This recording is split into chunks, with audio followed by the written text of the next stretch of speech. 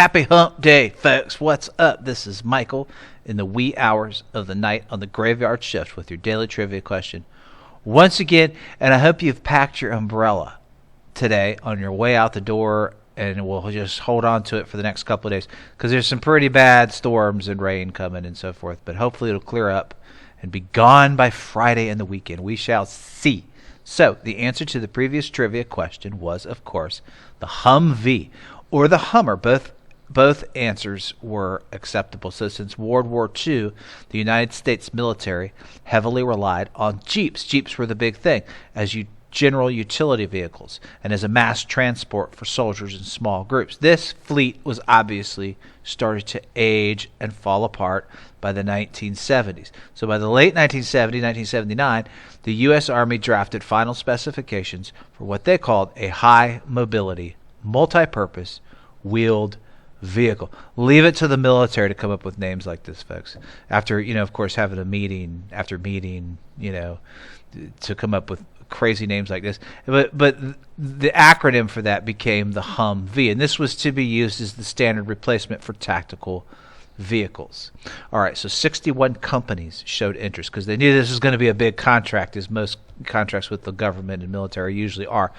3 companies submitted and tested prototypes, and the contract was awarded to AM General, a subsidiary of American Motors Corporation. And all that was the focus of the trivia question. Now, the Humvee, as it became known, was put into service in Panama, Somalia, and it saw widespread use in the Gulf War of 1991, for which it became most famous. The vehicle was pressed into service in urban combat roles, and this was not what it was really built for. It was not what it was originally intended. This became very evident when the Humvee was sent into Afghanistan following the 9/11 terrorist attacks. Humvees proved very vulnerable to what were known as IEDs, or improvised explosive devices, or roadside bombs, basically, is what IEDs came to be in Afghanistan.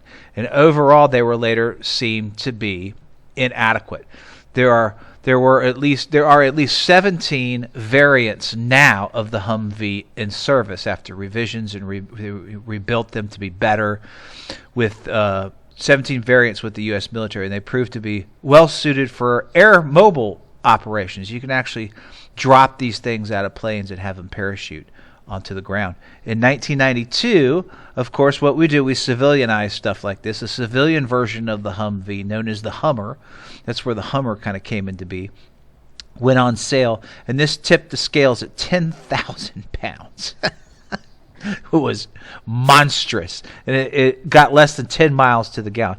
Arnold Schwarzenegger was famous for advocating and pitching the Humvee. It was an old jalopy, is what it was. It was a bucket of bolts. It was really a bad vehicle. When it first came out, it was revised for better gas mileage, for lower weight, etc. But the Hummer would become eventually a symbol of America's supersized lifestyle, which was big back in the mid to late 90s. However, it was a gas guzzler, and it was also a target of heavy criticism from environmentalists as a result. They would eventually stop being produced altogether because people it grew out of it. It came and went kind of real quick. They are supposed to, I can tell you this, that bottom right-hand corner is a picture of an electric Humvee prototype, and they're supposed to have plans to relaunch the brand. I just don't know how. I'm of the opinion that that's going to get shelved with the price of gas and inflation the way it is right now. But we shall see. We shall see, especially if they're going to come out with an electric Humvee. So go buy you one. Okay, folks, here's your Hump Day trivia question. This is a cool trivia question. Let's see if you can get this. For March 23rd, on this day in 1983, in an effort to avoid nuclear Armageddon and what critics called far-fetched, expensive, and over-ambitious, U.S. President Ronald Reagan introduces a plan for a, quote, strategic defense initiative, which was also called this. Good luck, folks. Have a happy hump day. Don't forget your umbrella and stay dry and be safe.